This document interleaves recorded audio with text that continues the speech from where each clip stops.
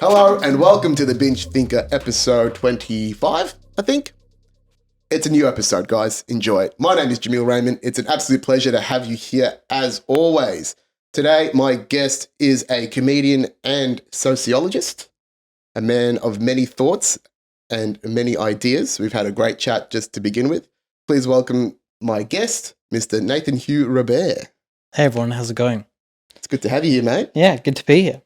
So, tell me about, you asked to be on the pod. You wanted to discuss and communicate and explore a couple of things. I am interested though because, the interpolation of comedian and sociologist, I think is actually a quite natural pairing. Yeah. We were talking before about, you've studied anthropology and the examination of people and society and culture. I think comedians already do that inherently. That's part of what we examine and observe and put out into the world in our comedy. So it's really just putting a piece of paper onto what is inherent in us as comics anyway. I'm just interested to know your thoughts on that, and have you put that together yourself? Yeah, I think comedy and my enjoyment of sociology come from the same place. It's that kind of observational place, wanting to know about people, observing how they tick, why they do the things that they do, and reflecting on those observations, reflecting on behavior. I mean, that's all in comedy, really, Yeah. So for me, there's definitely a connection, and I think people that don't really see the connection, don't think they really understand what sociology or anthropology is.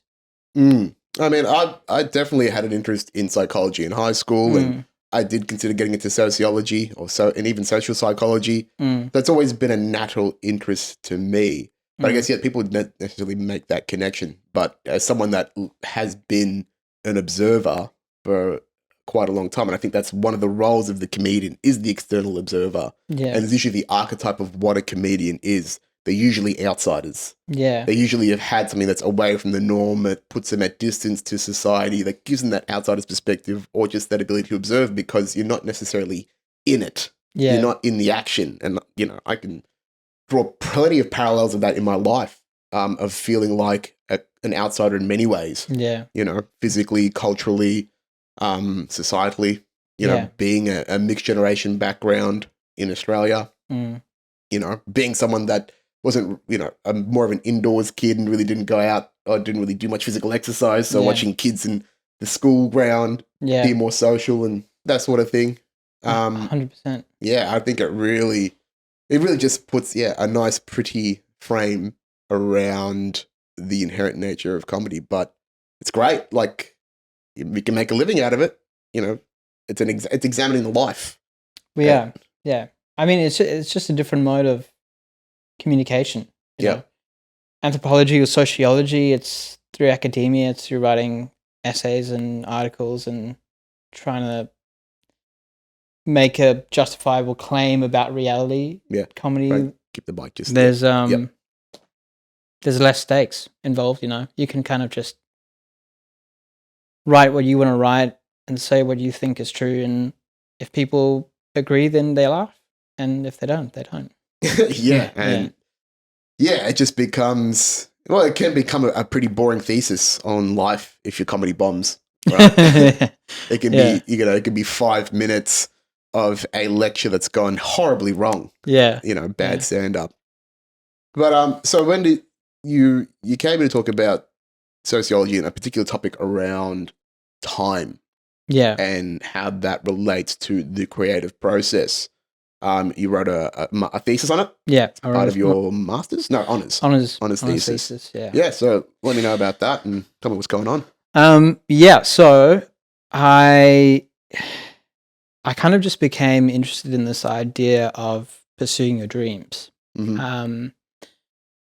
When I was growing up, I was friends with musicians, and that's just a common idea amongst musicians, but artists, and I'd say almost anyone these days, really. This idea of dream, pursuing your dream, achieving your dream life, and so on. Yeah.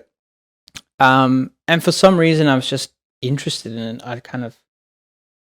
I think at the time, I felt confused as to where I wanted to take my life. I Mhm. wasn't sure where I wanted to go. I was on the cusp of immigrating to Australia and so on. And I've always been quite an uncertain person. So I kind of just became curious in the idea of dreams, and then coincidentally started studying anthropology and sociology, and then realized that I could actually study that as a phenomenon. Mhm. That idea of pursuing your dreams is a cultural phenomenon that I could analyze, or I could try and analyze and unpick and talk to people about. Yep. So when I did my honors thesis, I did exactly that, and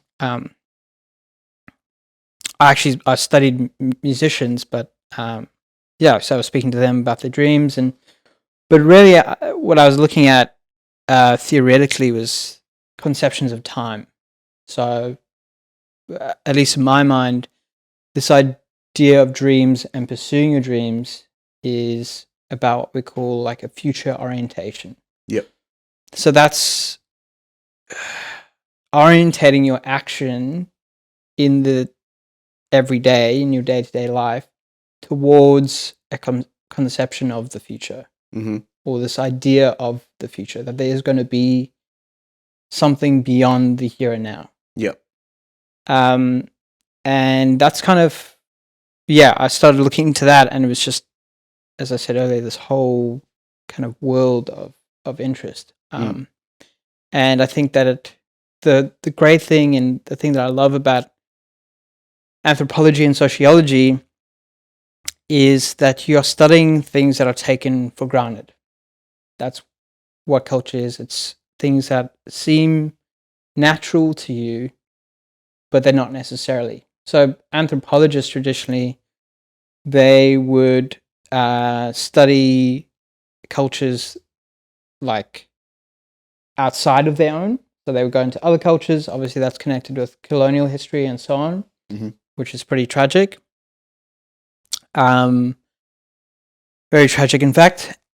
But the idea was that they would learn about other cultures and take phenomenon, say, like when I was studying, I looked at the phenomenon of emotions and how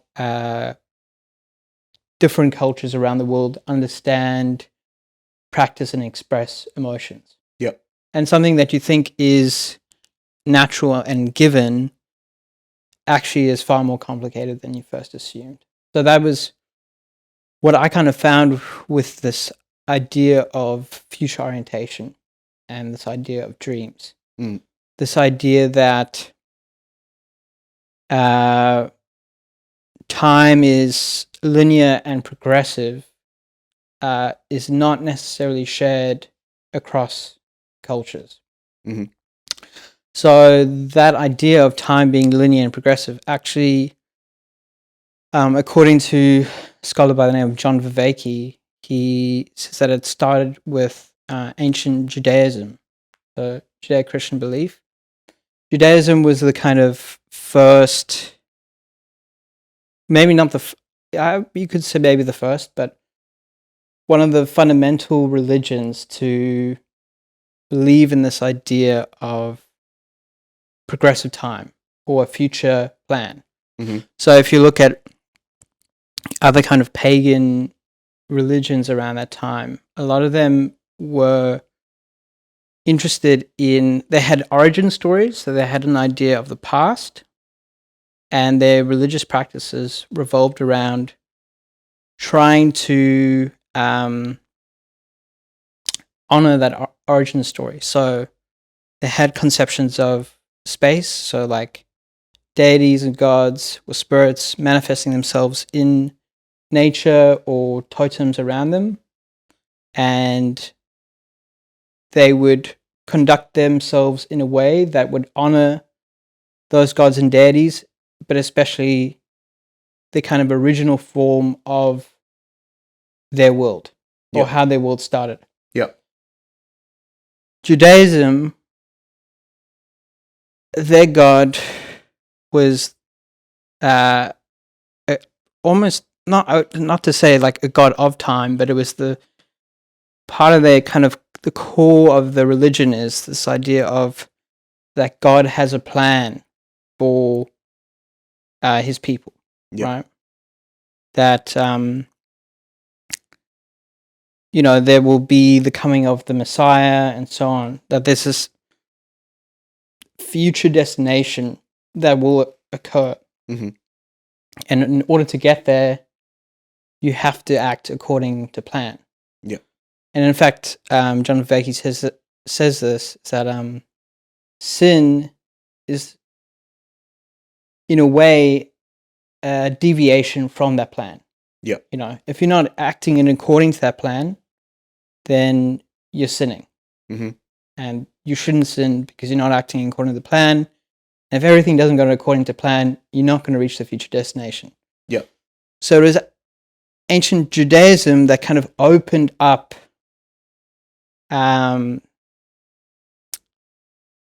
humans' minds, or that kind of community's minds, this idea of the future. Yeah. The time progressing forward to a certain point. Mm-hmm. Previously, it was kind of, obviously, people would have a sense of, the next moment happening and sort of time passing in nature. So you're saying more of a cyclical nature, as opposed to a progressive nature. Yeah, exactly. Yeah. So often time was kind of based upon natural cycles that we can see. Obviously, the sun rising and setting, and the seasons, and so on. But Judaism really kind of changed that fundamentally. And then that obviously led into Christianity. And if you think about it, it's really obvious, like the whole idea of heaven and salvation. Heaven being this afterlife, this idea of the afterlife, kind of a place in the future that can be worked towards through your own action in the present. Yeah. So those were kind of, I think people don't realize, but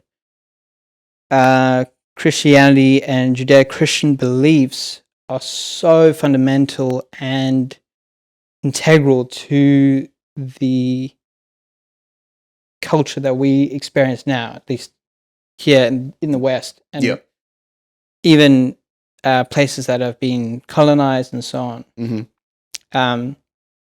They say that it kind of makes up the grammar of our culture, as in it provides us with the fundamental stories and structures that we live our lives according to, but don't really think about as something that could be looked at rather than you looking through them, if that makes sense. Yeah, it sort of takes me back to that. So something that's stuck in my mind, what you're saying before, is we take culture for granted.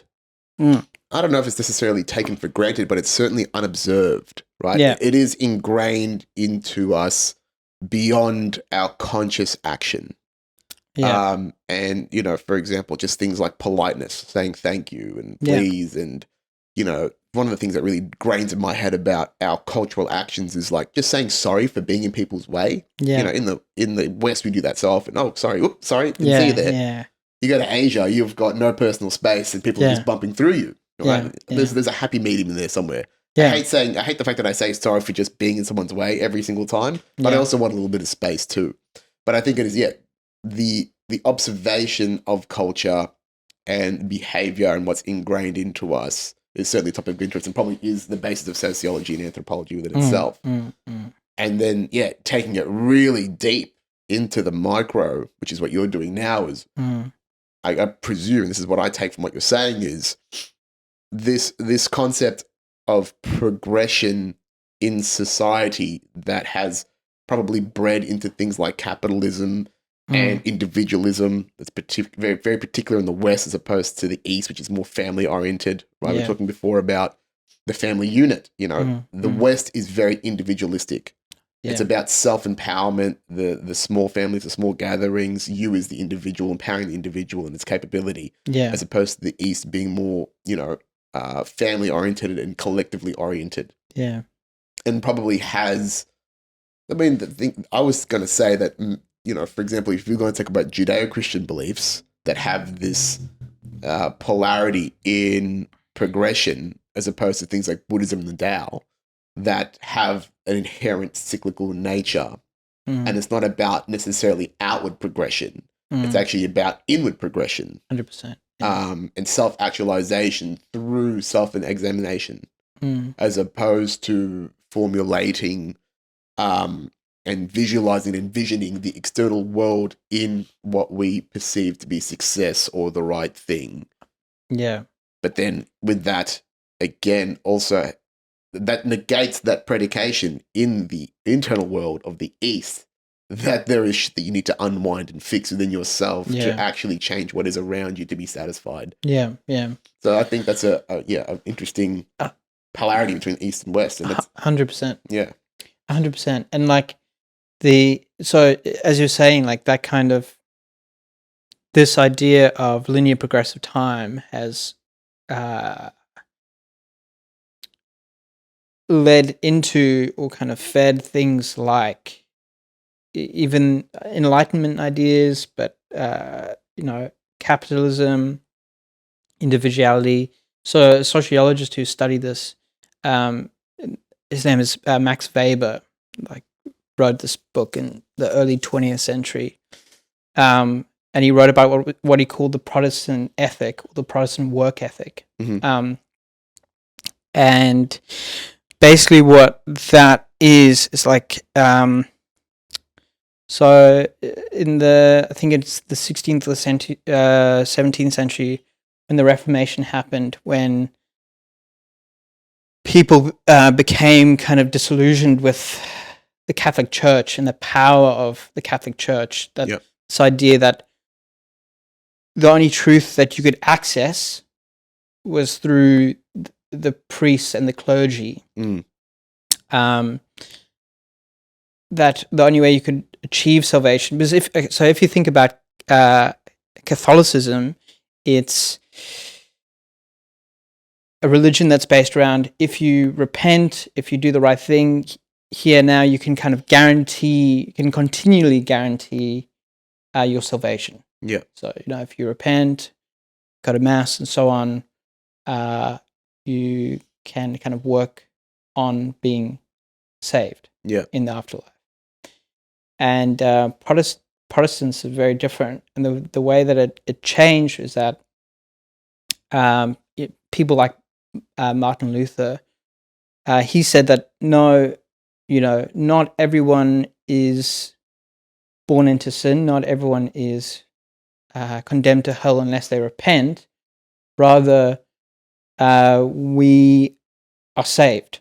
That, at least some people are saved. Or he might have even done a universalist doctrine, I can't remember, where everyone is saved. But basically what happened was that the Protestants took that idea on. They said, okay, we are saved.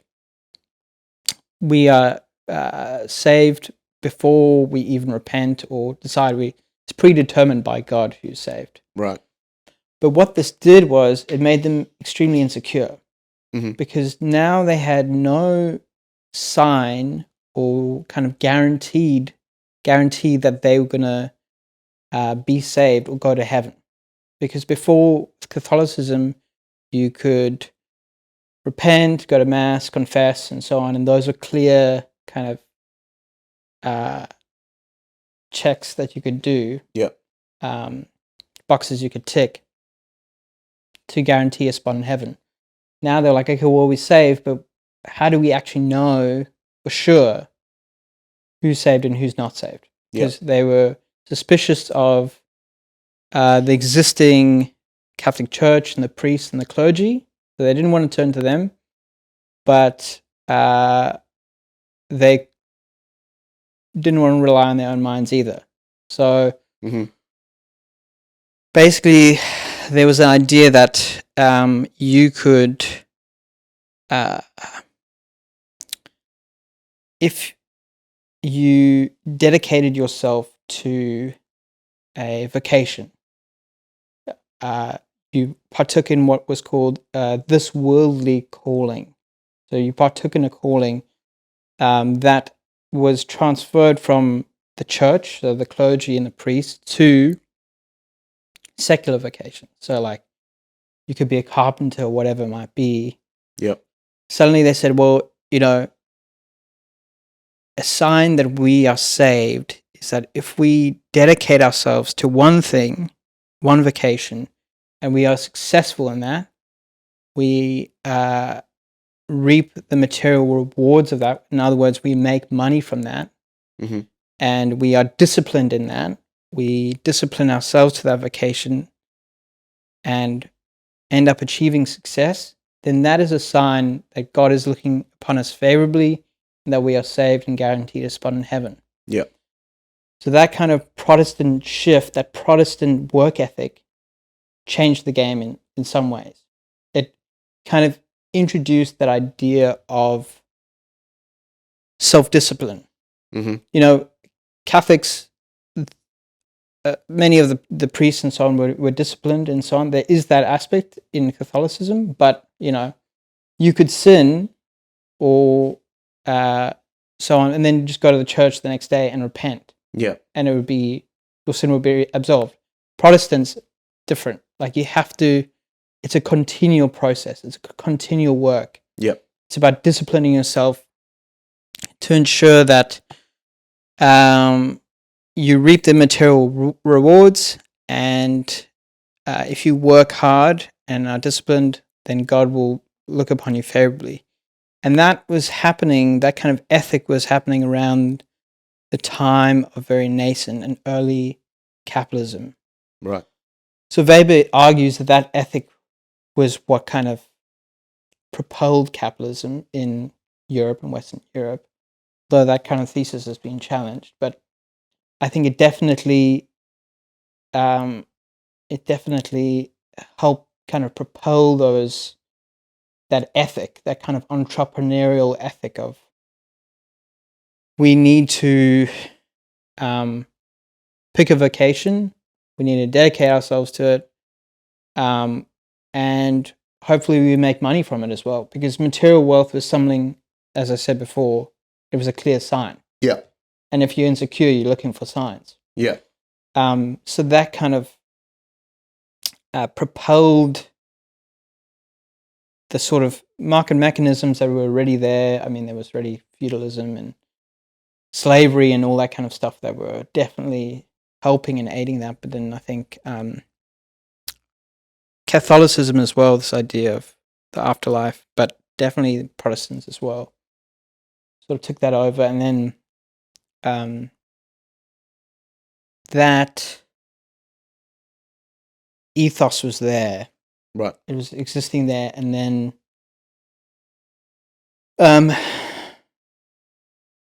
early industrial period happened, and there was a massive kind of expansion of the industrial model, and then the kind of clock as we know it was invented. They had methods of keeping time, but the kind of synchronic clock was invented with our hands at least and introduced into towns. And it's actually a really interesting article written by a historian called E.P. Thompson.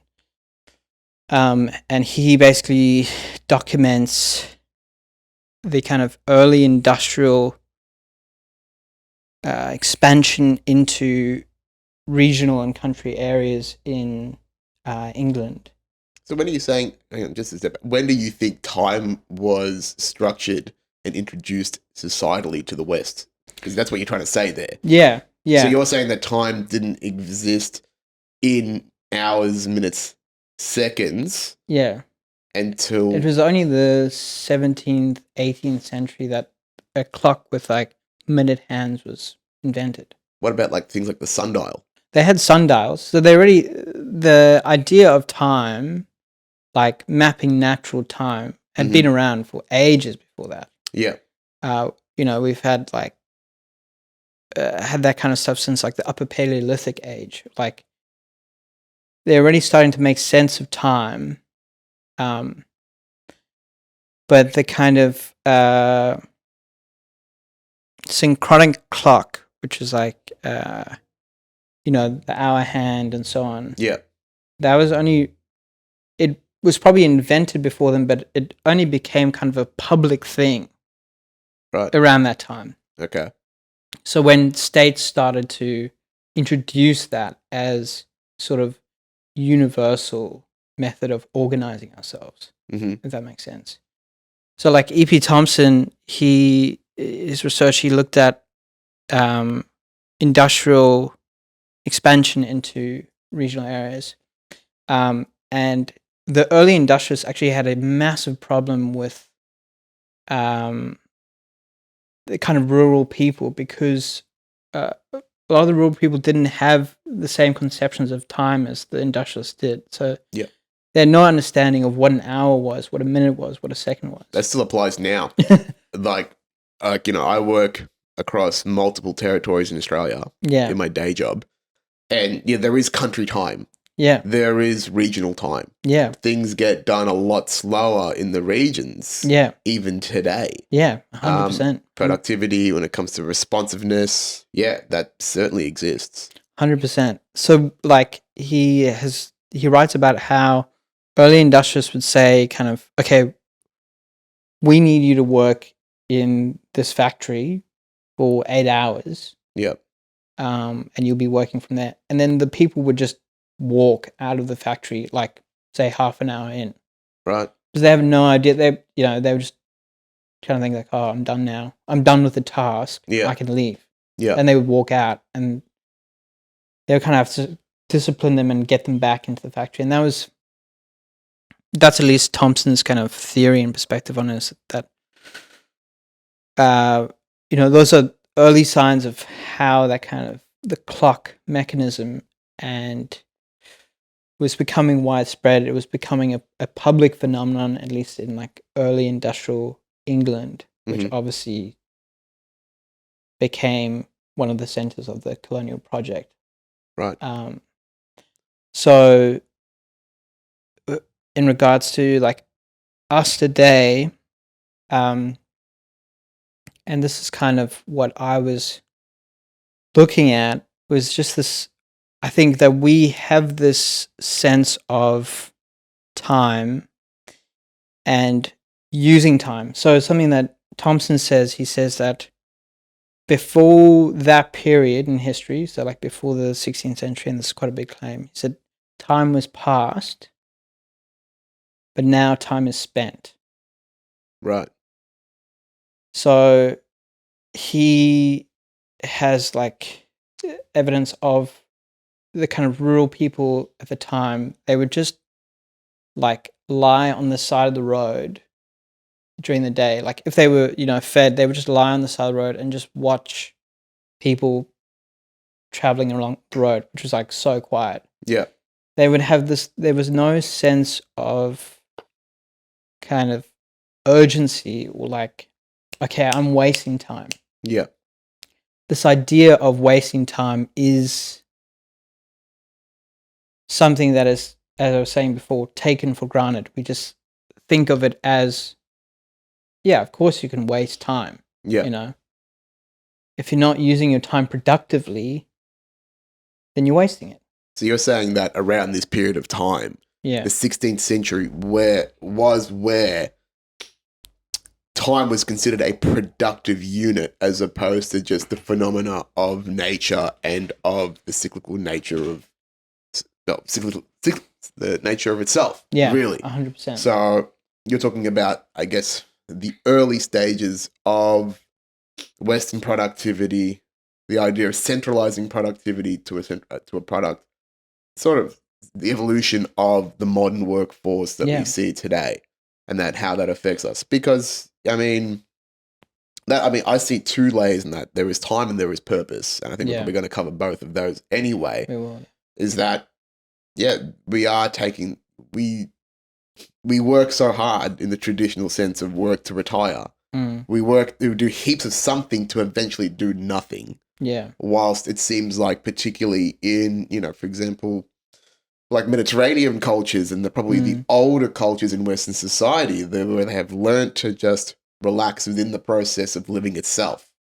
Yeah. And there is those conflicts or those different disparities, in the approach to time, productivity, and even the purposefulness of that activity itself. Yeah. Well, I mean, an example, like I think it was back in 2018, I went to Vietnam and I was down in the Mekong. Yeah.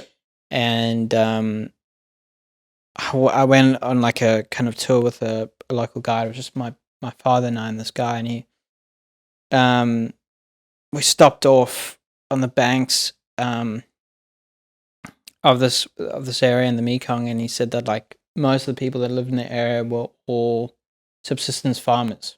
Yeah. So, and he said that like they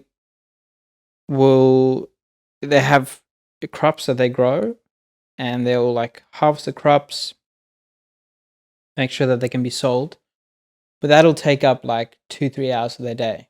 And when they're not doing that and like not feeding themselves, they'll just relax. Yeah. That's like a completely different understanding of how time should be used. You know what I mean? And getting back to what you're saying, is like around that 16th century, that's when time is first closely linked to this idea of value of money, because obviously with the introduction of capitalism, you get the introduction of profit, surplus, sales, and just money. Not money. Money has been around for ages, but that kind of that core mechanism of capitalism of surplus, selling the surplus, profit, production of surplus.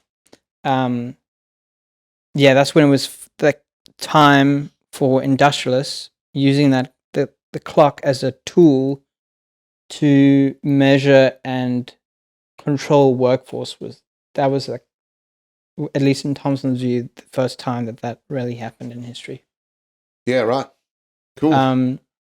So that kind of discipline, but also with that kind of Protestant ethic I was talking about, with that kind of conception of a future salvation, or this idea of heaven and afterlife, a future. Those kind of, they've all intermingled. I mean, this is the thing with kind of cultural change. It's never one thing. It's never, just the economy or biology or culture. It's always kind of commingling and interacting. And I think so to bring us up to now, I think, well, what happened was kind of post-Enlightenment. So when science and Enlightenment thinking was coming about, so like the Enlightenment obviously being when people like we no longer want to listen to clergymen, and we can start to find truth for ourselves by examining the natural world through the scientific method. So like 15th, 16th century? Or is this? Yeah. That was obviously in the fray as well. Yeah. And then that gets pushed further and further until we kind of, like, I mean, there's still so many religious populations, but religion is kind of knocked off its mantle as being the main source of meaning in people's lives, if that makes sense. But so if we think about the Protestants, that idea of heaven and the afterlife is removed, but that orientation, that future orientation towards time remains. So we are left with this kind of sense of self-discipline. We're left with a sense of the future and a potential salvation, or a need for potential salvation. Yeah. But not necessarily any kind of religious tone to it. There's no idea. you're saying basically like secular self-actualization. Yeah. The birth, the initial birth of the enlightened or the actualized self without the blueprint of God itself. I see what you're saying with that. I still think there is certainly, because with the way you're saying it, for me, it says making it sound like this is the first thing where money is God, and and atheism is the way forward, which is not, right? Yeah. But that's what it sort of contextualizes to. But I think where it becomes purpose is not driven by the pursuit of God in its holy ways. It's in the pursuit of the individualized self with relation to God. Yeah. Yeah. And sort of steering it towards the sort of cracks in the Middle Ages and the Dark Ages, which was completely entirely ruled by fervorousness, religiousness. Yeah. And so, for example, I guess to say that is the great-great-grandfather of where we are now in the current day, where you've got people like ourselves that are trying to find this meaning to ourselves within and in the external world. But then instead of drawing from a singular source of God and Western religion, most of us are trying to find examples in multiple ways. Yeah. Particularly that's what I'm doing, right? Is by extrapolating from all ranges of wisdom, from Stoicism in the West to the Tao, Buddhism in the East, Confucian theory, things like that.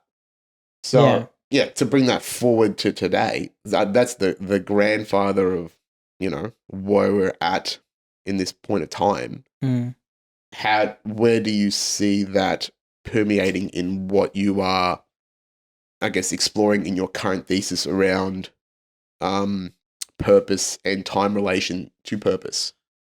So for me, I link it back to the kind of 1960s, and I mentioned him earlier, but there's a theorist by the name of David Harvey who speaks about this. So in the 1960s, there had been the kind of the traditional industrial model in the West, characterized by like Ford Motors, right? They were producing Ford cars within the factory. They would go from point A to point Z, all in the same factory, and so on. And there was a big shift within the economy at that time to basically the economy was stagnating in a way, slowing down. And industrial interests, but also government, were looking at ways to try and lubricate the economy again, to get it moving quickly. And so there was a kind of the introduction of things like the weekend and an emphasis on leisure, because if there was leisure, people, new markets would open up, leisure markets that people could buy things for leisure time. But on top of that, there was a lot of is that the 60s? I thought that would be more like the 1800s, things like labor, the 8-hour day. Yeah, there was that as well. But like within the 1960s with Ford and so on, there was the kind of push to speed up production, consumption, and exchange. So a lot of that took the form of offshoring labor. So accessing labor markets in like underdeveloped countries to get profit. Outsourcing, cheaper work. All that kind of stuff.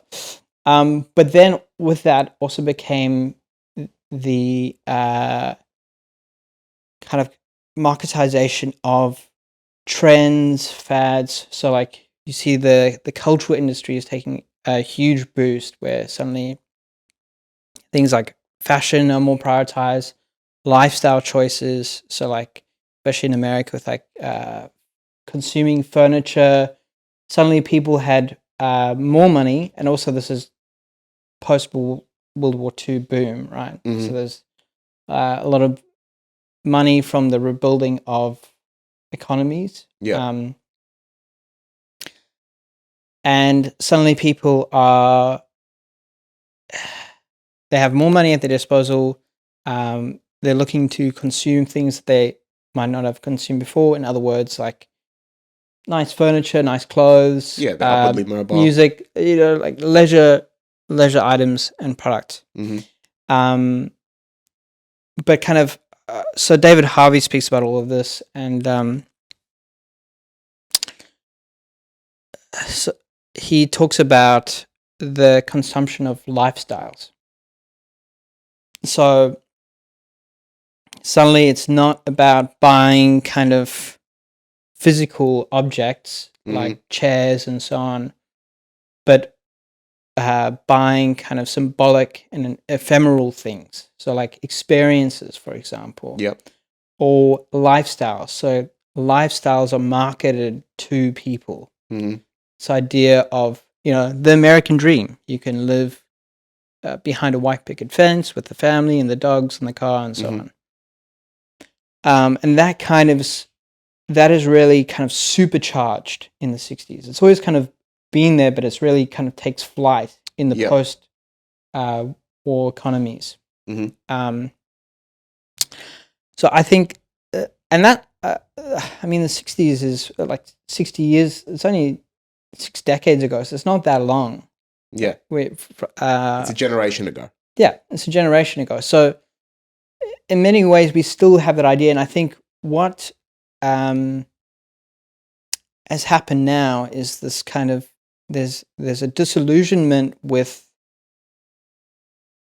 work itself, kind of traditional work. So, working the 9-to-5 grind and that kind of stuff it's no longer providing the meaning that was needed in the vacuum left by the removal of religion. So like we were talking about, where religion was knocked off its mantle, there was a vacuum left. Okay, you can get a job, earn good money, provide for the family, so on and so forth. Yeah. And that was, that was huge and massive. That was meaningful to generations like our grandparents, for example. Still is now. So it's like to have financial security and those kinds of benefits was huge. That was meaningful to people. Well, obviously that's a huge generalization, but there was that kind of like idea of, just get a good job, settle down, you'll be fine. Yep. Maybe drink a bit on the side and not deal with your own trauma. But I think what has happened now is there's a slow kind of disillusionment with the meaning that work can provide. On top of that, there's increased affluence. Well, this might be declining now, but like generally speaking, generationally, there is significant increase in affluence. Yeah, whether we perceive it to be or not. Yeah, Gen Y has had the most disposable income of any of its predecessors. 100%. But we probably think ourselves to have the least opportunity in the external world. Yeah, 100%. But that's perceptive. So we're extremely affluent, especially in the West, and we now kind of have seen our parents attach themselves to this cultural idea of the job, the dream, the American dream, so to speak, and maybe become a little bit disillusioned with that. Not all of us, but I think there's some of us, this idea that you could find meaning elsewhere. Then on top of that, I think that the kind of Protestant ethic, that kind of Judeo-Christian orientation towards the future still remains. It's still there. It's still existing beneath our cultural movements and sways and swings. Yeah. And we are now looking for something else. We are looking for, I think people still want to be rescued from their condition. They still want to be saved. You know what I mean? You can see this anyway. Like even if you look at revolutionary Marxists, for example. They they say that they are a secular movement, but it's very religious in its structure. That if the working class rises up, seizes the means of production, then we can change the course of history, and which will result in a communist utopia, and that will be the answer to all of its solutions.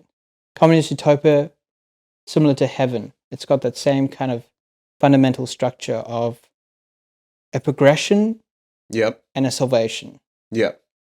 And that's what we're kind of dealing with now. So I don't think that's necessarily a Western thing, though.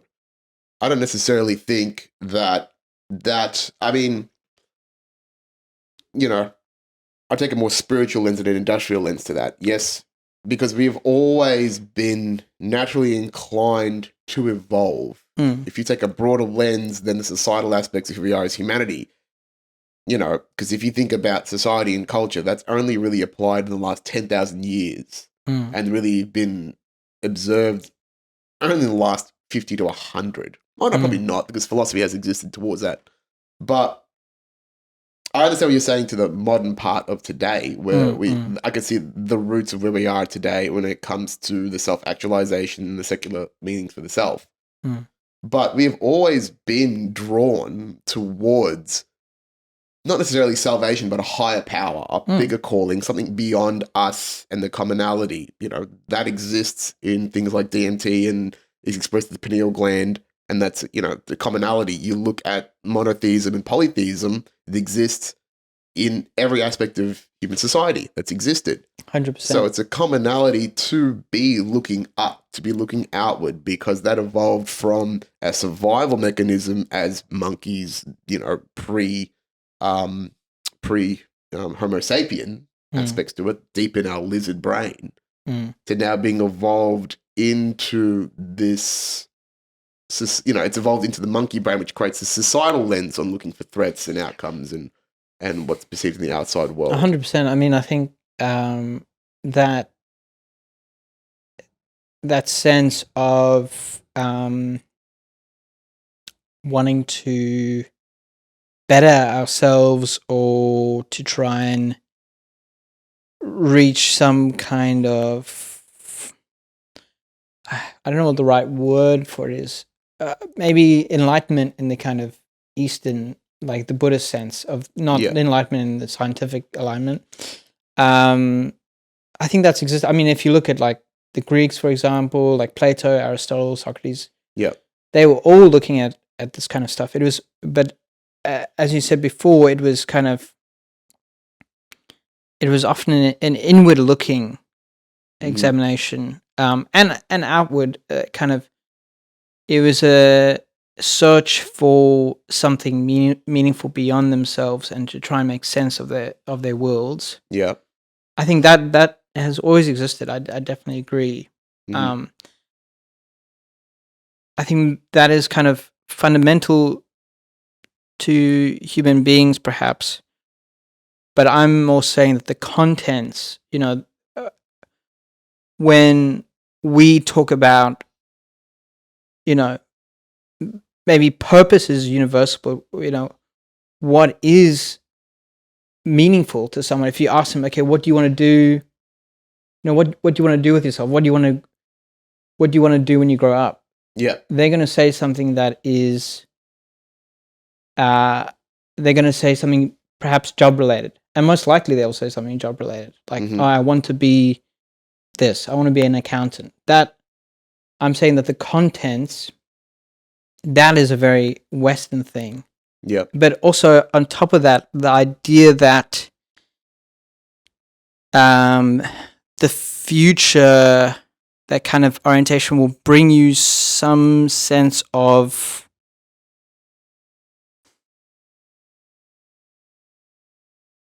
salvation, it'll bring you some sense of happiness is also Western in certain aspects as well. So like Buddhism, for example, where they believe in reincarnation, it's enlightenment is in some sense to cope with the suffering of life. It's like an amelioration of suffering that's continual and persistent. Yep. There's not a destination. It's a constant journey that you can experience and work on.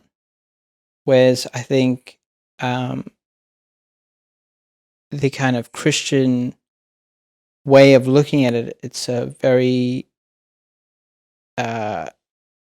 predetermined destination. We will get to heaven. This point, we'll get to heaven. Yeah. And I think that kind of, I fully agree that the desire to look out and to search for something greater than ourselves, something meaningful, existed long before what I'm talking about. The Greeks wrote about this. It was all there. But for them, it took a very different form. For them, it was about a kind of radical self-knowledge. Yeah. Knowing this self so deeply that you could kind of achieve a sort of mental freedom rather than a external working on something outside of yourself to achieve something beyond yourself. Yeah, that makes that's sense. essentially Stoicism that did have Greek influences. Yeah. One of them, I think, was it Seneca? No, he was Spanish. One of them Epicurus. Epicurus, he was Greek. Yeah. So yeah, totally get that. That level of self. It's always been about the internal. Yeah. Right. Yeah. So to take this now into where you're at about this study of time in relation to purpose in the current day. Yeah. Where do you see the examination? Where do you see the differences in perception of time for people that are searching for purpose or are purposeful versus those who are not? So I think with people who are purposeful, so say like with musicians where they are really kind of entranced by this idea of making it as a musician. That's kind of the secular form of heaven, so to speak. Yep. If you make it, it's like the best thing you could have in life. Which I'm not. I want to be clear. Like I'm not making a moral judgment of that. I'm not saying that that's right or wrong. Yeah. It's more just an observation that I'm documenting. That's so for them. My argument in my thesis is that kind of future orientation of that purpose that comes from I want to be a musician, I want to share my music with people, and I want to be successful at it, like commercially successful at it, or just be able to sustain myself with it.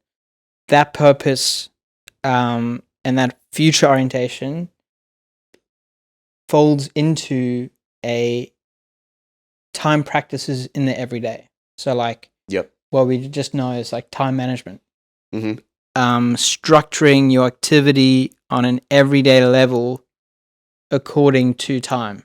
And using time tools like calendars, schedules, reminders, clocks, alarms, all those kind of things to give yourself the structure and the basis and the foundation in which to achieve that purpose. Yep. And that was kind of my argument, was that looking at that relationship between the future, purpose, and time management practices, organization, that kind of stuff. Okay. So I think that to answer your question, which I haven't done entirely, the people who have purpose, the people who have are just optimistic and hopeful about something that they actually believe in. So that's kind of what a dream is. A dream is something that you really desire, you want to be in it. That's why it feels good. It feels like a dream. And having the hope that you can actually find that place, Yep. that leads to a kind of an intentional action in the everyday. Mm-hmm. Well, not in all cases. I think there's a few steps that you have to go through. I mean, people they can dream a lot, but they can have massive dreams, but never actually put them into practice and achieve them. It's not mutually. So I think that people who have purpose, and people that are pursuing dreams, and have actually honed the skill to put them into practice, are more intentional and have a kind of an obvious and explicit relation to time. Yeah. They have that sense of, I want to make the most of my hours in the day. Mm-hmm. I've got to structure my day in a way that I can get the most done, that I can use my energy effectively, that I'm putting time into things that are going to lead to meaningful outcomes in the future. Yep. Rather than just doing things that kind of feel good, or give you instant gratification, or just kind of relaxing when you have the opportunity. That's really the kind of fundamental difference. Yeah, well, I mean, I'm living proof of that. Right? I could have, I don't have to do it honest to tell you that people who are driven to do things will, break those things down. Yeah. Because, it is, when you are under that pressure, when the primary difference is scarcity. Yeah. There is a belief in scarcity to whatever it is that you are trying to do. Scarcity is a primary driver of human behavior. Scarcity drives a significant amount of the societal structures we have today, particularly economically. It's just supply and demand, right? That's what inflation versus interest is. Yeah. Yeah, so that inherent knowledge that you have something of value and then it can be taken away from you, something that you value highly, you're going to pursue it. But time and information and knowledge and wisdom let us know that if you provide structure into that outcome, a disciplined approach will create significant acceleration towards that outcome. Right? So that is just the application of knowledge and wisdom applied over time. Yeah. And, the difference between the lazy person and the actualized person, the person that is getting things done, is they have defined that value to an extent where it seems achievable. Yeah. But they understand inherently that the rigors and the steps that are required to get there. Yeah. Right? It's the difference between someone, like a rat getting out of a maze with a map and not. Right? Yeah. You need to know the steps to get out, or else you're going to be bumping around for no reason. So, I can understand there's the motivation factor to that. And then is that the analysis? Is that the core of the thesis? The core of my thesis was,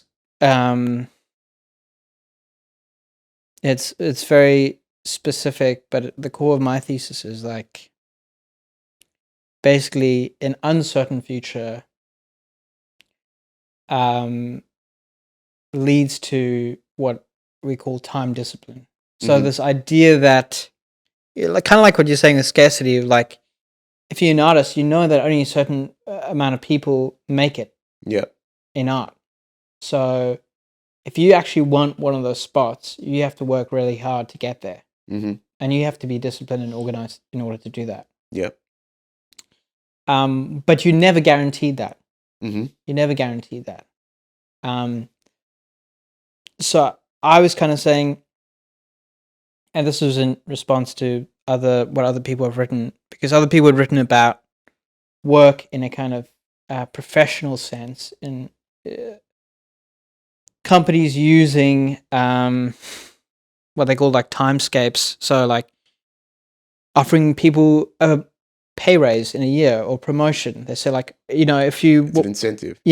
Offering them kind of set incentives Yeah. But there's a sense of certainty. Like if I work for this company for a year, then I will get a promotion, Get a get more, something else. Yeah. And those scholars were saying, well, that leads to increased motivation, time discipline, and so on. And I basically took that research, applied it to creative economies, applied it to musicians. I said, hang on, I'm also seeing this phenomenon in the context of workers who have uncertainty in the future. So they don't know, bring the mic a little bit to you. There you go. They are no one's telling them that in a year you're gonna sell 200,000 records. Yeah. Unless you ride it, maybe right at the top. But most of the musicians that I was studying, like independent musicians, they have no certainty. Mm-hmm. But that idea of the future, that dream, and that lack of certainty around the dream still generates a similar kind of behavior in the everyday of time management and time practices. Yeah, because you don't, well, I think that's what's missing there is that structure applies to any endeavor, whether it's occupational or creative. Yeah. We are driven by incentive, the perception of better in front of us. The only difference that I really see structurally is that the difference between being an employee and a creative individual is that an employee does get more certainty, but they get less return on their productive unit as an outcome. Yeah. Right? And that's one of the main reasons why I left, or why I'm transitioning away from business for a corporation, is because, for example, I sold $15 million worth of services last year. And I got a fraction of that in my pocket. Yeah. Less than 1%. Yeah. Okay?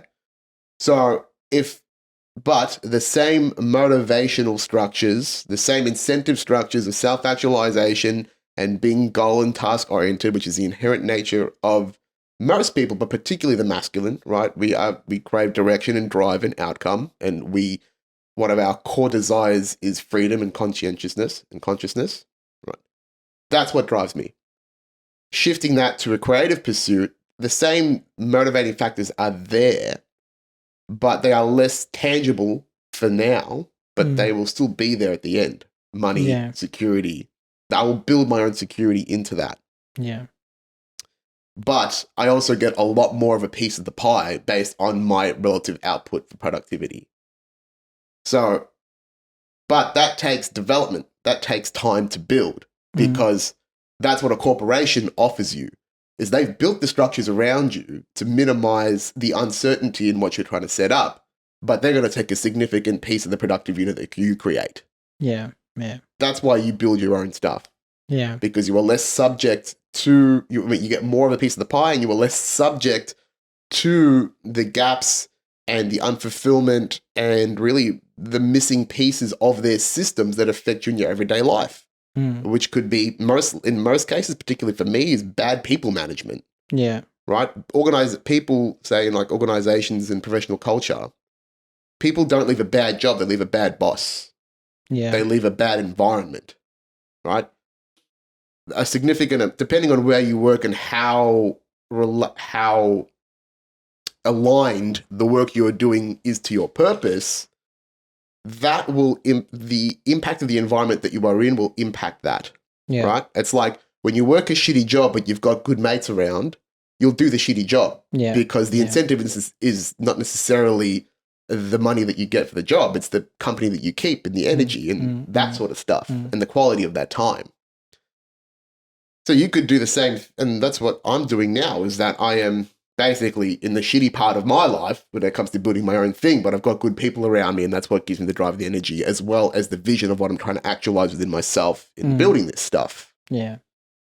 So, yes, I think I understand what you're saying, but yeah, that could be a practically applied not just to musicians, but to anyone in any creative pursuit. Oh, 100%. Because the fundamental structures of human nature and human behavioral science are in there, as opposed to the societal structures that reinforce things like capitalism, individuality, self-actualization, right? Really, you're just reframing the inherent nature of what we've had that's transitioned from a survival instinct to an actualization instinct now. Yeah. Right? Yeah. I know what you're saying. And I think that is in some way true. Like I am reframing it, but it's also, that instinct is captured by structures. It exists, perhaps exists outside of, it obviously exists outside of the modern world as we know it. It has existed before. But it is also kind of captured by the modern world and then also expanded and stretched and pooled in different ways to manifest itself in particular ways. So like what I'm saying is that yes, at the core of that instinct, that kind of pursuit of dreams, that at the basis of it, it might be that instinct that you're talking about that's existed for a long, long time. But the manifestation of how it's being manifested is particular in this instant. Like the people that I was talking about on that trip in Vietnam, they might have a similar instinct to fulfill certain needs that they have, but they don't have that kind of, this is an assumption, it's just based off what that one guy told me, but they haven't orientated their lives necessarily how we might orientate them. Yeah. We might understand, we might look at their lives and think, oh, well, they're not doing anything, they're lazy, and they're not living a purposeful life. But to them, it would be purposeful, and they could obviously find meaning in that. So what I'm saying is that, yes, I agree that instinct is there, the kind of fundamental instinct, and as we've said, like in the Stoics, that's there as well, Epicurus and so on. But that instinct is obviously interacts with and is realized through the external world.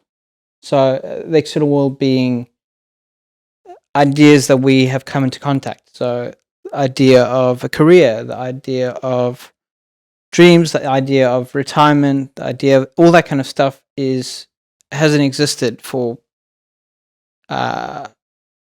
millennia. You know what I mean?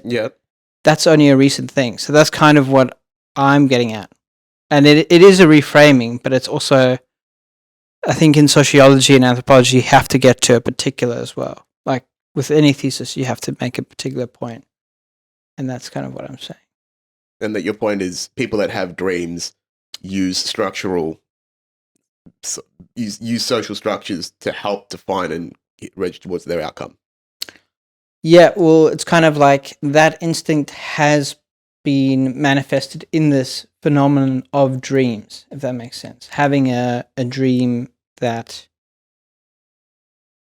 you work on a day-to-day basis where you can earn money to support yourself or, say, become famous.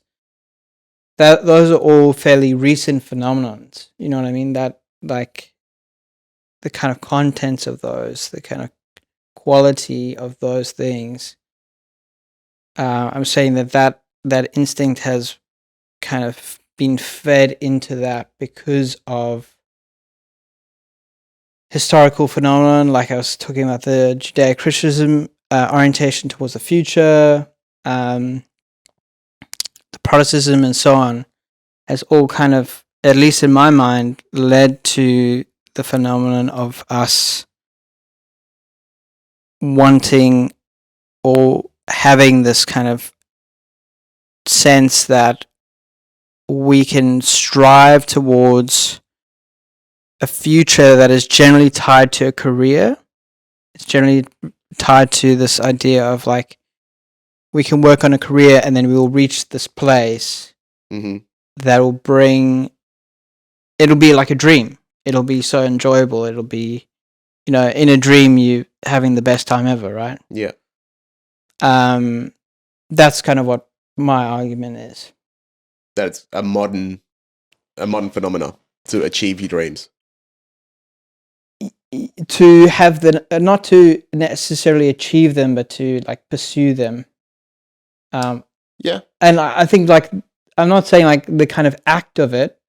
I'm talking the contents of it. So like the act of trying to self-actualize might be a phenomenon that's like existed for the longest time. Yeah. That's not what I'm trying to say. I'm not saying self-actualization or self-realization or self-knowledge is recent or modern.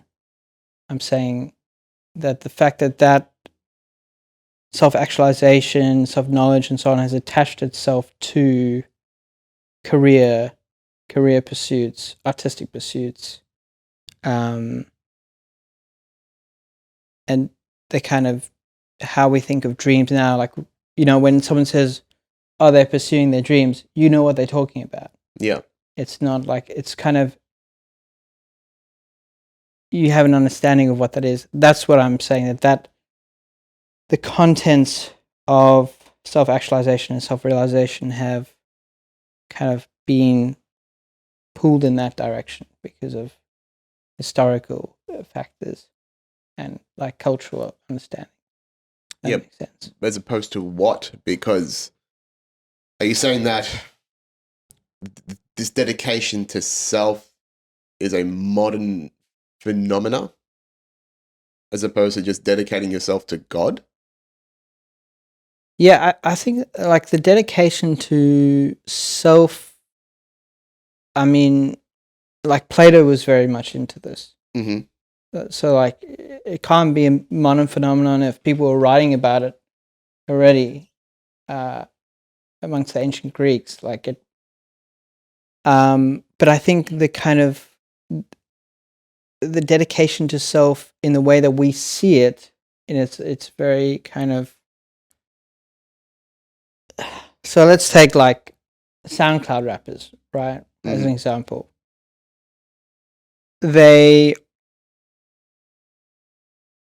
are dedicated to themselves in a very particular way, of that they're dedicated to growing their brand, they're dedicated to growing their music, and obviously I'm talking in general terms now, but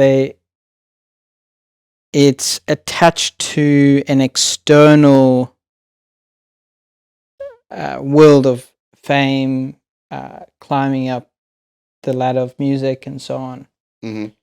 It's a dedication to the self in a way, but it's also very different to what Plato was talking about, where he was trying to form a sense of self-knowledge. I mean, Plato didn't live an ambitious or glamorous life. He was very, very modest and had to be supported by donors just to live. In kind of material standards, he had not succeeded in any way. But what he was interested in is about knowing the self and challenging the assumptions that you make about yourself and about your life, so that you could kind of live in a truthful and the most rational way possible. So kind of Plato and SoundCloud rappers, there's a dedication to the self, but it's a very different outcome. You know what I mean? But so Plato was a thinker. Yeah. SoundCloud was a creative. Yeah. There would have been creatives that were dedicated to the art of sculpture, of painting, of scripture at the same time as Plato. You're really talking about two divisions of the human mind here, the logical and the creative self, right? Yeah. So there were people the today's SoundCloud rapper was Plato's great sculptor, right? Great statue creator. Mm. Don't you think they would have had a dedication and the same inherent nature of the self to be the best sculptor they could be?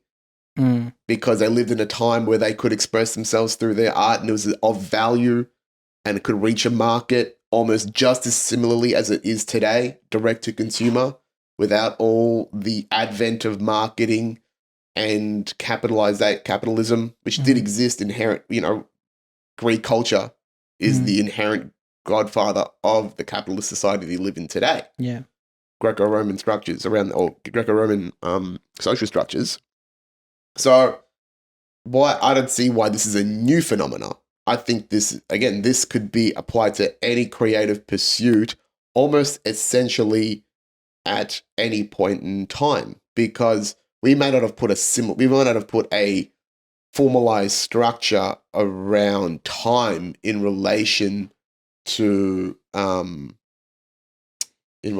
output or to finalization, but we still would have had to rationalize time to an extent, even if we use time. So if they didn't have hours to say, hey, this new statue is going to take me 50 hours to create, they may have said, oh, this new statue is going to take me 2 weeks or 2 rotations. They would understand what a week is or X amount of days to receive that outcome.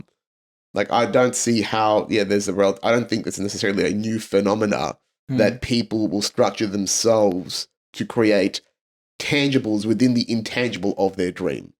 Because if you think about it, all visions, all dreams are just actualizations and materializations and manifestations of feelings. Yeah. Right? Yeah. This feeling of accomplishment, this feeling of happiness.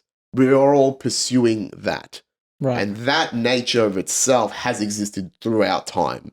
We have been emotionally driven to outcomes in modern society, and, again, evolutionarily, we have been. It's only we've become only increasingly self-aware of it probably in the last 50 years in the advent of psychology and self-actualization and self-awareness, and it's accelerated itself now in the last 10 to 15 years, particularly the last 5 within our generation, through things like intergenerational trauma and, applied psychology and therapy and, a modern analysis of the self. So that's why I'm seeing a disconnect between your perspective and mine, is because you're saying, hey, people that achieve dreams will structure themselves in a way to achieve that dream. And I'm going, yeah, that's applied itself to time. Yeah. Because how else does the mind comprehend how to achieve those feelings?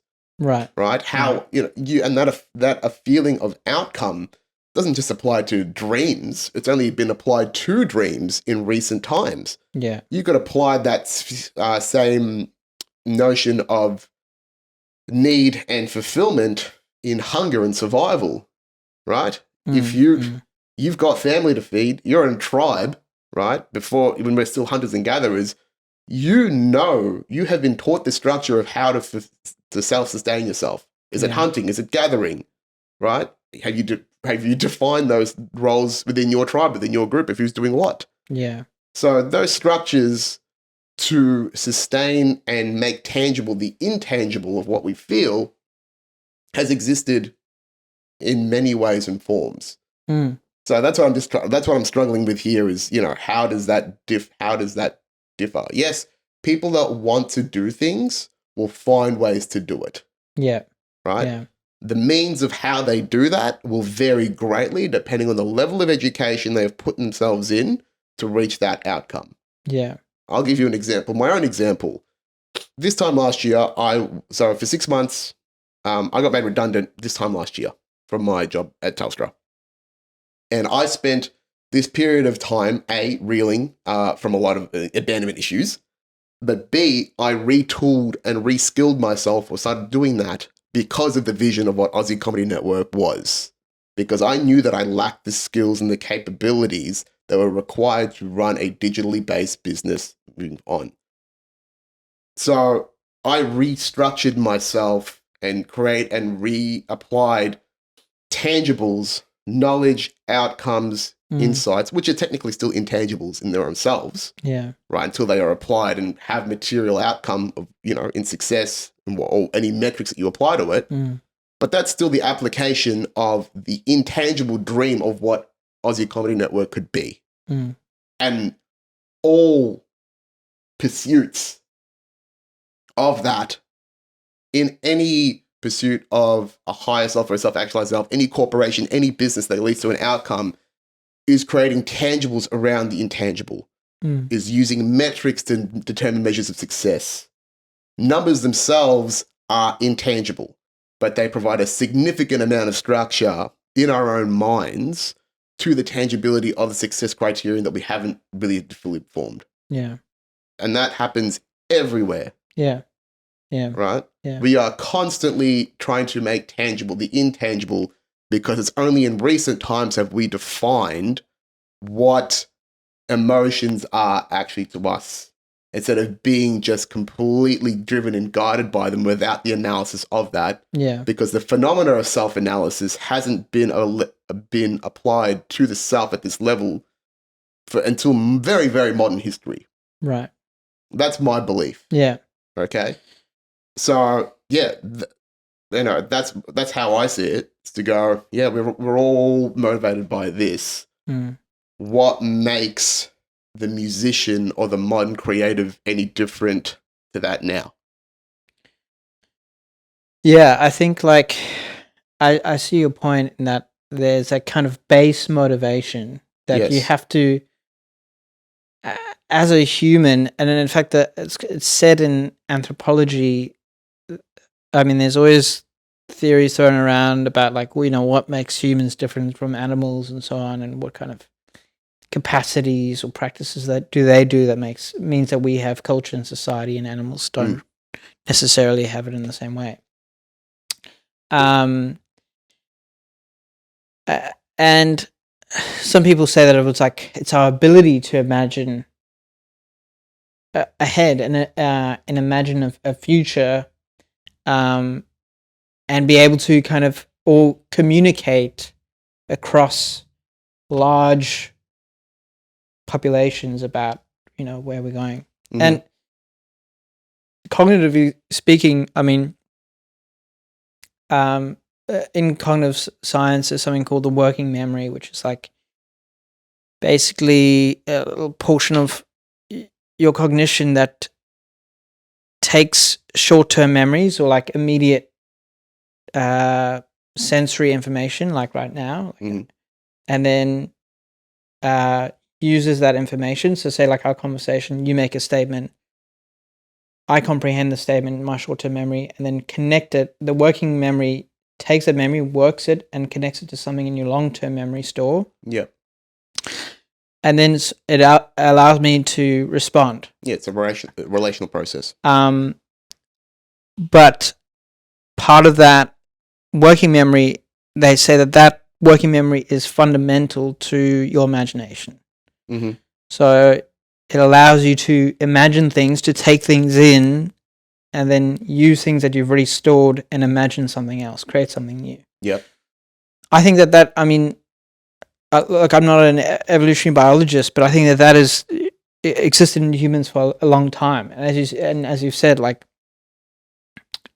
there's been artists in the Grecian era, and there are artists today, people who are making the intangible tangible. I think that's a real thing, and that exists. But my research is it's about that. It is about that, but it's also about the conditions in which that urge or that motivation finds itself in that the kind of how we understand it. So like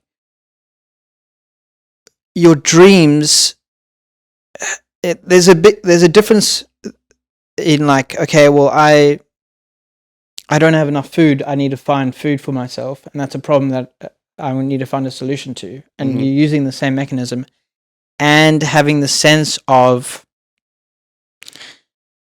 and imagining a long-term future, and not just imagining a long-term future, but imagining a future where things are going to get better, a progressive sense of time. And that's kind of what is at the core of what I'm saying. The kind of idea that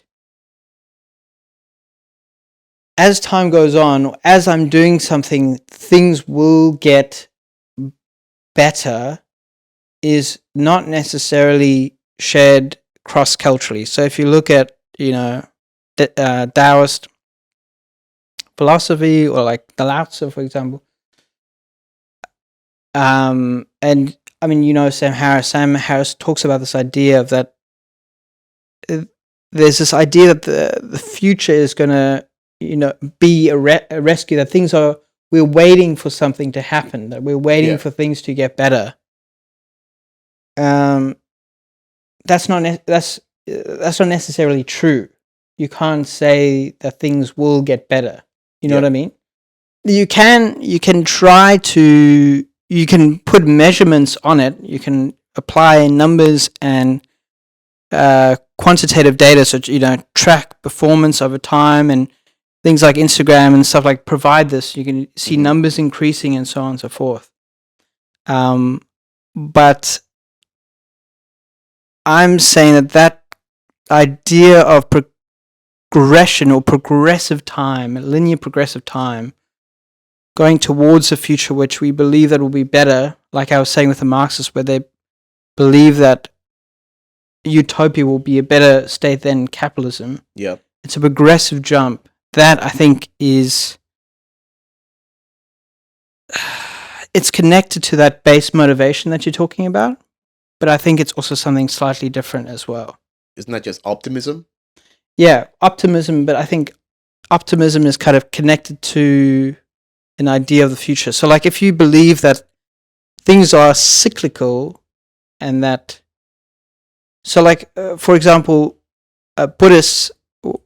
one of the reasons why meditation is practiced is because Buddhists believe that there's a fundamental dissatisfaction in life, that you'll always feel slightly dissatisfied with existence. Yeah.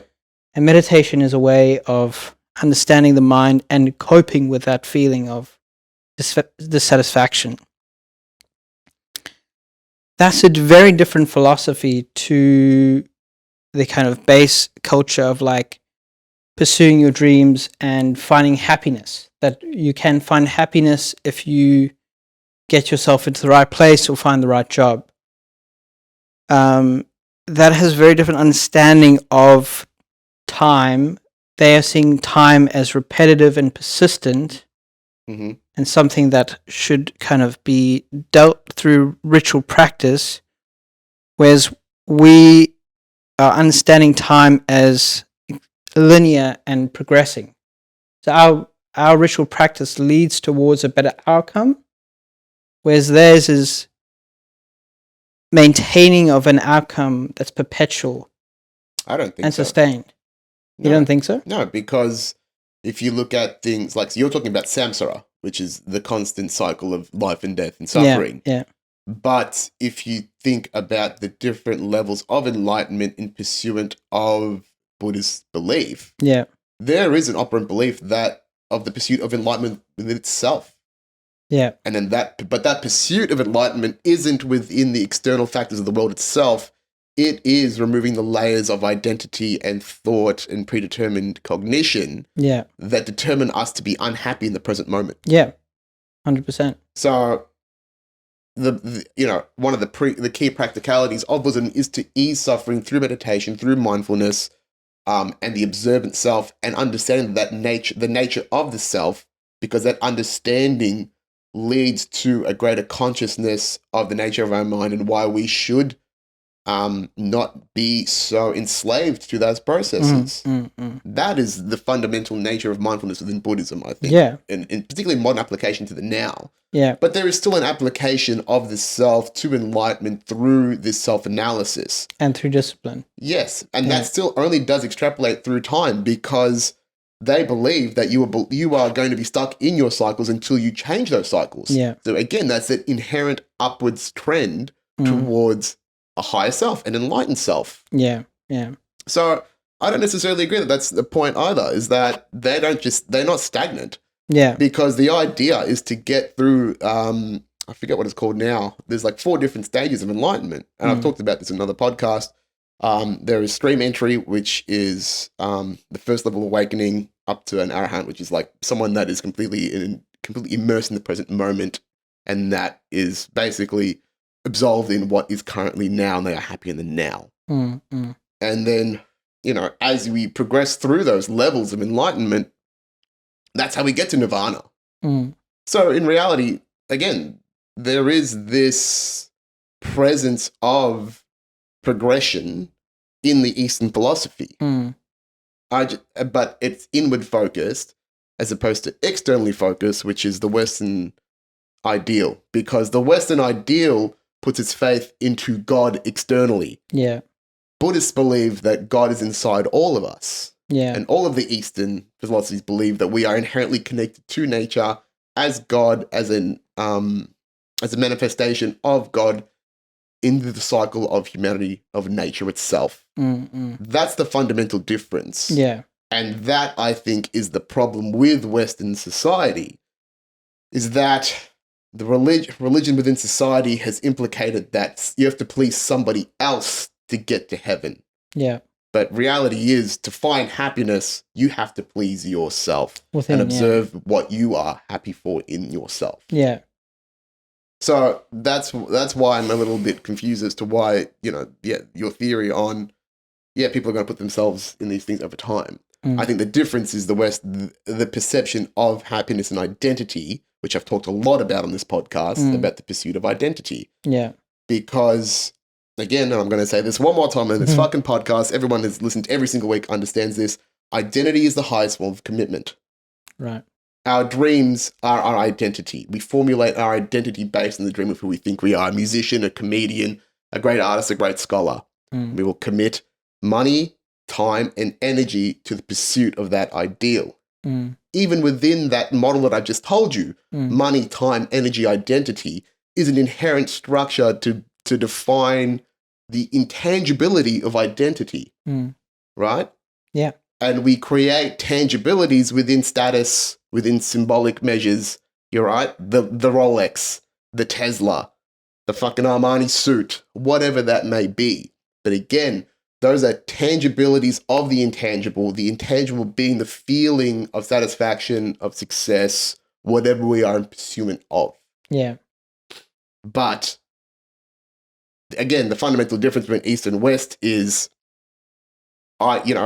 you are looking for internal satisfaction in the process of self-actualization. And that it is dangerous to delay your happiness, and it's completely fruitless to delay your happiness for the present moment in the pursuit of the higher self.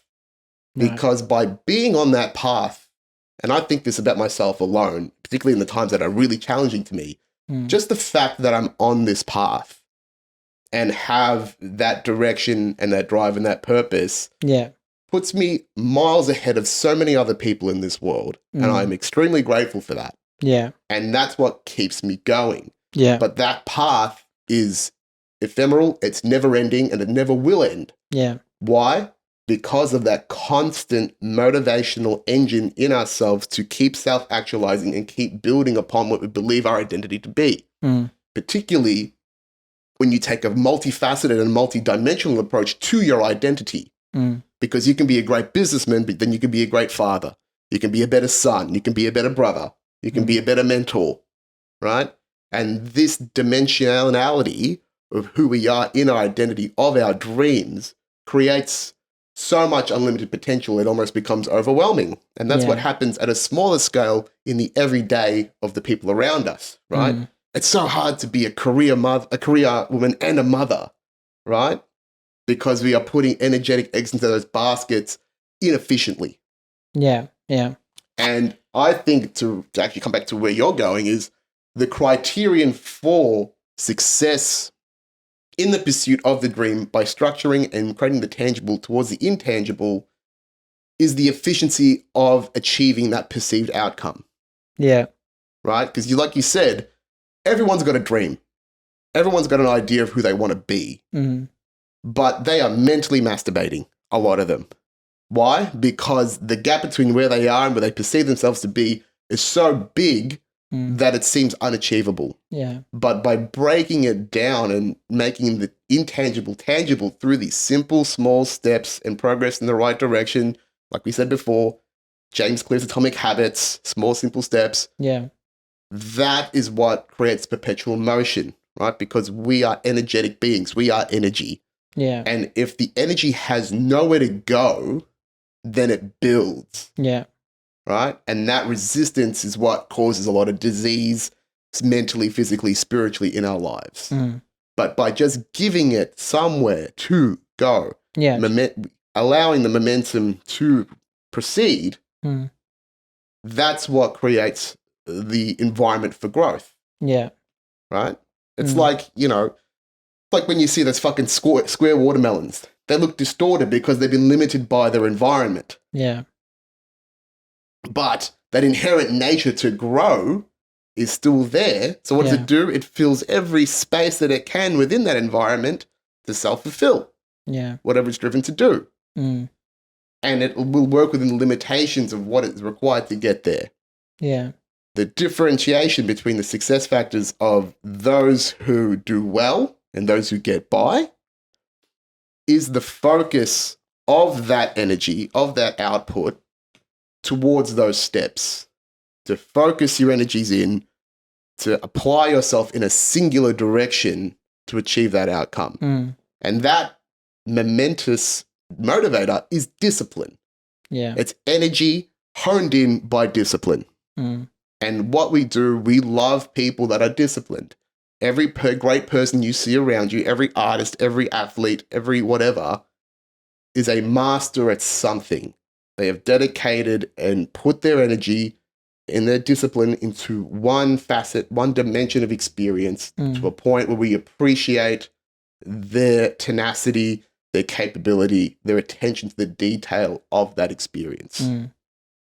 So, yeah, that's why, more broadly from my experience, I go, yeah, I kind of go to your theory. Yeah, no shit. You know what I mean? Is to go, everyone is going to do that. Mm. Everyone is going to, if they are willing enough and have the humility to understand that they don't have the tools to know where they need to be, they will create that momentum. Yeah. And that creative force drives us in many ways and is actually, the creative force is a feminine force. The drive is the masculine force to actually get it done, to logic it, which is the right side of our brain. Right side? I think it is. I forget which one it is. Left hemisphere, right hemisphere.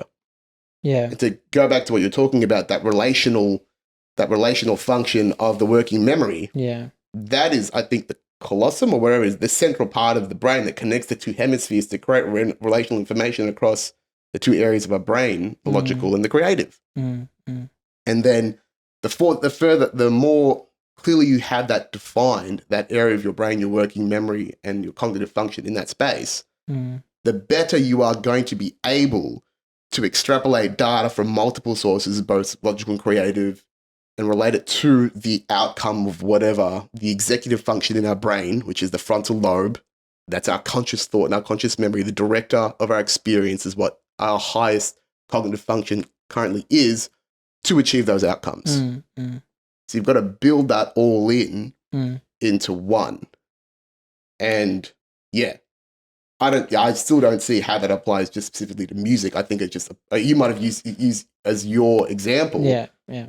But in simple terms, anyone that is creative and driven enough to push that forward will go through that step of structure, because inaudibly, you will feel when you are not using your time effectively with experience, right? You will understand that this is an inefficient process and that we need systems and hierarchies to achieve outcomes efficiently, because nature demands efficiency. Nature operates in efficient ways. Yeah. In geometry, in energetic function, in the way that it shapes the universe around us. Yeah. It is harmonic. So that harmony of energy, time, resources is going to be inherent in our highest cognitive state to achieve outcomes. Yeah. Because that is what nature demands of us and is put into our own DNA. Yeah. Yeah, I mean, I agree. I agree with what you're saying. Like, there is that drive amongst humans to kind of change their circumstances. Like, as you're talking about the watermelon, like the watermelon's in a square. It's constrained and it needs to grow. Mm-hmm. I fully agree, and I mean, as Michel Foucault said, like when you read someone's academic work, you're not so much reading about their subject, but more about them. And I think the reason why I wanted to focus on this is because I feel that way. Like I, for so long, was trying to figure out what my dreams look like and how do I pursue my dreams, because I had that kind of urge and that desire within me. Mm-hmm. And I like also on your point with Buddhism as well. Like I agree that there is that sense of progression to their practice, that they are trying to achieve enlightenment by partaking in things like meditation and prayer and discipline. That there's an outcome there. Mm-hmm. I think for myself personally, like I practice meditation and mindfulness, and I'm generally a very disciplined person in the sense of waking up at regular times, doing certain things between times so that I have the appropriate amount of energy to be effective throughout my day, and so on and so forth. Yeah. That's how I am, and that's kind of why I'm curious about it. And I think my kind of understanding is that feeling is there, and as you've put across, you can see it across multiple cultures, and maybe it exists as a fundamental urge and drive, and self-actualization is something to be aspired to. I think I definitely agree with that. I think like the way that it manifests itself now, particularly in the, like, let's just say the West for convenience sake, is very distinct and has its own kind of peculiarities to it. And as we were saying earlier, like it's kind of swept up by, like as Max Weber was saying about the Protestants, that feeling was kind of channeled into a vocation, Mm-hmm. into work, Yeah. into a trade, when it doesn't necessarily have to be. It can be channeled into something like enlightenment. It can be channeled into something like meditation and self-realization. Yeah. It can be an internally facing thing. It doesn't have to be external. Yeah. And that's kind of what I'm doing in my thesis, is kind of tracking how and what it's been pinned onto. Mm-hmm. What are people taking their kind of fundamental drive, that desire to kind of break themselves out of the perceived mold that they're in, to realize their full potential, so to speak. Mm-hmm. What are they attaching that to? Well, in the case of musicians, it's the ideas of making it and so on. But I think that like cultures across the board and religions, they have come to understand it in various ways and practice it and channel it into specific and unique things. But I can see what you're saying, that there is that kind of, it's hard to articulate, but that kind of fundamental urge and drive to self-actualize. I just think that in the West, particularly, like people don't really think about it, and they don't really think about what they are attaching that feeling to. Like we were saying earlier with like the family. Yep. The sense that, if you have a family, if you have children, that your problems are going to solve themselves. Like often people will kind of forewarn people and say, like, don't have kids to fix the relationship. I Yeah. mean, that's crazy. Yeah. And if you are having children and seeing it as a solution because you're imagining this situation where you're going to be a happy family living together, Yeah. that's a very different outcome and set of circumstances to someone like Plato doing a radical interrogation of himself and trying to gain a sense of self-knowledge. But it's maybe that same feeling, like you're saying. Yeah, it's the same feeling.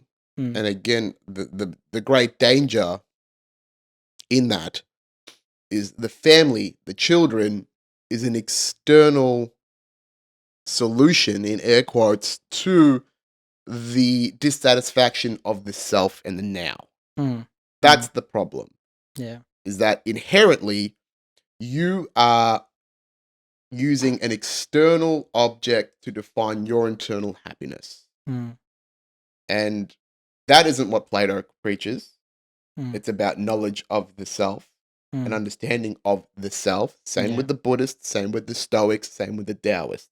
And that's what I'm saying. That fundamental difference is the external reaching for happiness as opposed to the internal search for satisfaction in the present moment.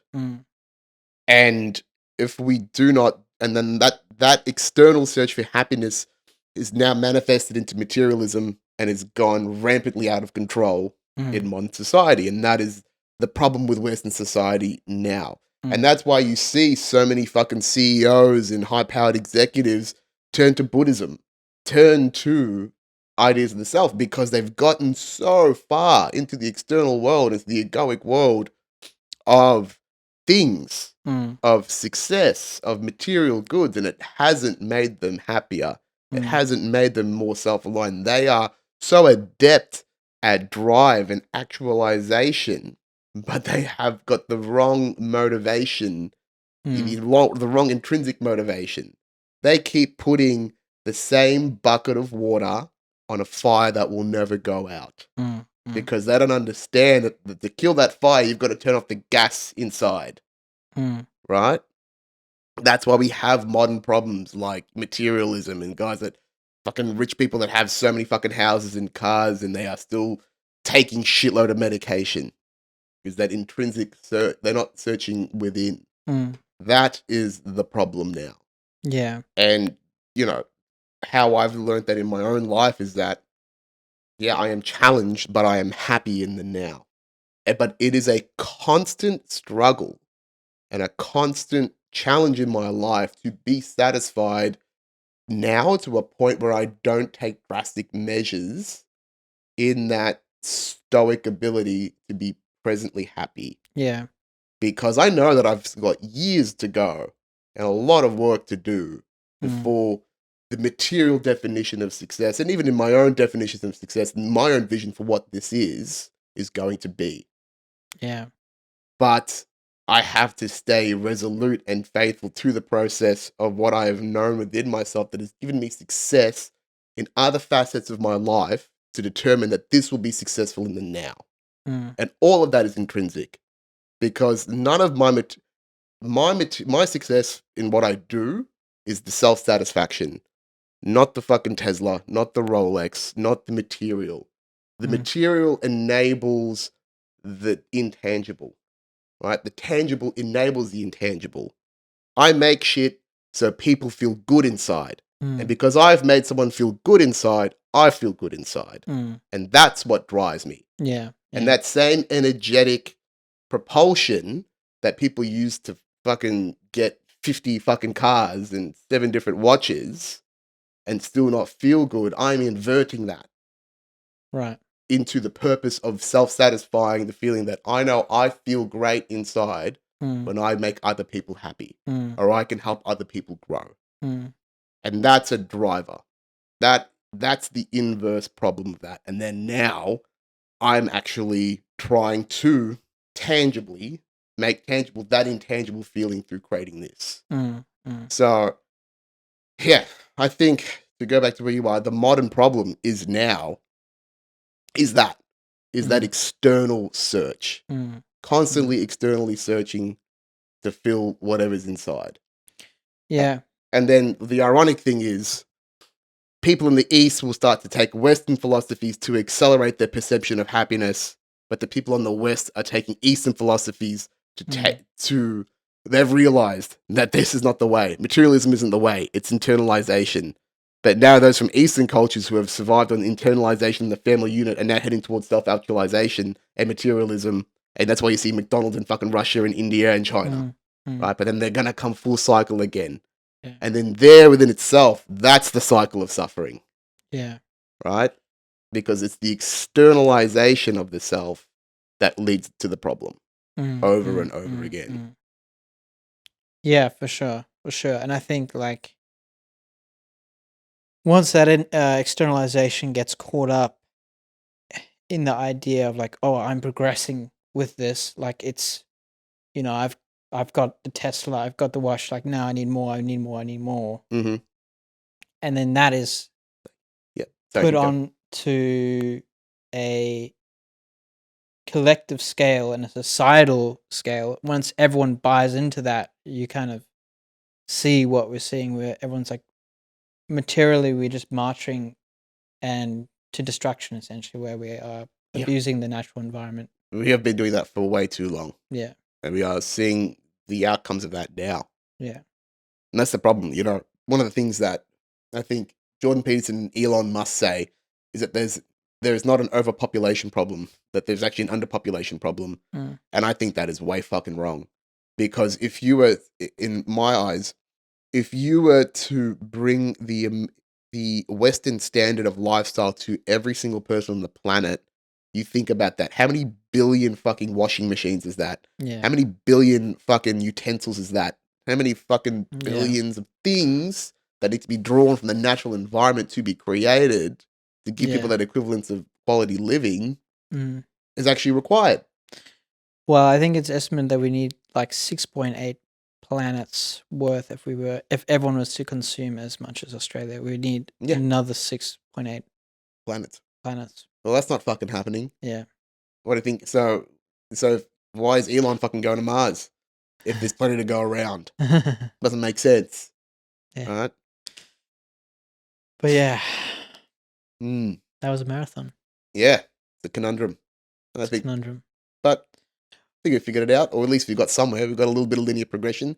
Got closer. I will say this in closing, though. I think where you are where I see you heading is going is that there has been this somewhat linear ascension to an ideal that has evolved over time. And it has gone from what's right in front of us, which is our predators, to the belief in authority, to the belief in hierarchy and structures, to then God. And now we are looking beyond God to the self, because there's not really anywhere higher to go to find an answer. It's almost cyclically going, well, how about me? Because there's nothing up there that's working, because what I've been told about what I've been told by the people around me that are the representatives of God, I've felt uncomfortable with for so long that this dissatisfaction with the present moment to appease somebody outside of me isn't working. Yeah. So they go, well, if it's not out there and the problem's in here, what's this fucking problem? Right? And then if the Buddhists are right and things go well, you realize that you are God. Right? Yeah. Because you have the power to create and destroy in the world around you. Yeah. And you have that power. And it's immense, but it hasn't been actualized. It hasn't been realized. Yeah. But that vision of what you can create requires a destruction of the self and a creation of the new. Yeah. And that is the divine within us all. And those small, repetitive steps, the structuring of time and resources to the outcome, that is the process of godliness. Right. One of my mantras upstairs, I didn't show you my upstairs, but actually you would have seen it when you went to the toilet just then, is my mantras, right? Those are learnings that I had throughout this process of transformation and self-actualization. And the first one is discipline is divinity. And what I mean by that is very similar to what we're talking about now is, we are part of the animal kingdom, right? We're monkeys. And as part of that evolutionary chain, we had impulse and instinct. Now, most of our instincts have been nulled away, right? And now we are just subject to impulse. And that's why you see people that are, self-indulgent, obese, unwell, right? They've lost that process to self-regulate in the natural world according to what it has given rules to us as far as energy and consumption and whatnot. Yeah. But the practice of discipline is the practice of divinity. Because the further that we work on ourselves towards that outcome is actually a higher reach to the ideal of who we are. And that the most common reach of ideal of who we are is God, is the divine. So the application of the self towards a divine vision, our greatest thoughts, our dreams of who we are, our highest value, our highest vision of ourselves, is the divine. And it's a replication of that because it is the power to create. And we actually, in that process, become aware of our creative powers in the vision of creating that vision. And that's why discipline is divinity. And that's why across any practice, any pursuit of the highest version of yourself is divine, but it requires that discipline. That discipline obviously means having the knowledge to work backwards from that ideal and that vision and then putting the steps in place to achieve it. And that's where, coming back to your thesis, is about, the people that are most committed to discipline, to the divine, will find the ways, will use the structures around them, time, resources, energy, other people, to achieve that outcome. And the difference is, how strong is that pursuit of the dream? Yeah. How much have they actualized that within their own minds to be achievable and the steps to get to that point? And if you can answer that within yourself, that'll tell you how willing you are to go to achieve it. But most people don't have that because they haven't defined their purpose. And that's the problem. Yeah. In this post-God environment, what am I supposed to align myself to? What am I supposed to look up to anymore? Yeah. 100%. No, I definitely agree. Right. Yeah. Any more to add to that? No, I think we covered it all. Awesome. Well, thank you very much for your time, mate. I really appreciate the conversation. Yeah. If people want to learn more about you or see more about you, where can they find you? You can find me on Instagram at Nathan Hugh Robert. My name is Nathan Hugh Robert. My handle is Nathan Hugh Robert. So Instagram, TikTok, that's where you can find me. Yes, he does some great content on being a short king, which we didn't cover off, right? Because, I call myself on the borderline of short, but I am. I'm 5'7". I'm on the cusp, but I'm holding on to it as much as I can. But yes, thank you, Nathan. Appreciate your time, mate. Guys, you know where to find me because you found me already. But Aussie Comedy Network for all your comedy daily, new projects coming. Footscray Comedy Club for shows in person. Best described myself. I've described myself as best enjoyed live, right? And most people would tend to agree. Anyway, guys, Binges, thank you very much for your time and attention, and we'll see you next week. See ya.